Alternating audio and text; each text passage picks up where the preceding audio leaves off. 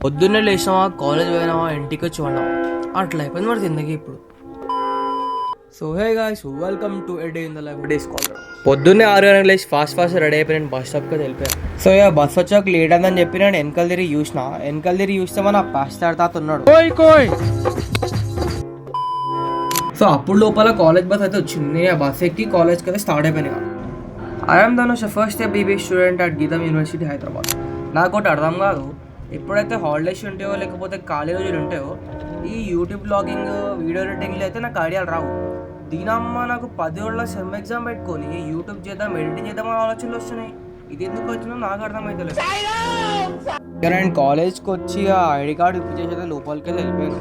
నాకైతే లైన్గా క్లాసులు ఉండే. ఇక క్లాస్ అన్ని అటెండ్ అయ్యి కొద్దిగా టైం పాస్ చేసి గేమ్స్ ఆడి లైబ్రరీకి వెళ్ళినా. ఇక అప్పుడు లోపల అయితే నా కాలేజ్ అయితే అయిపోయింది. కాలేజ్ అయిపోయాక మా మమ్మీ వాళ్ళు అయితే కోటి దీపోవచ్చం అయితే ప్లాన్ చేసినారు. ఇక ఫాస్ట్గా ఫ్రెష్ అప్ అయ్యి నేనైతే ఆర్డీకి అయితే వెళ్ళిపోయాను.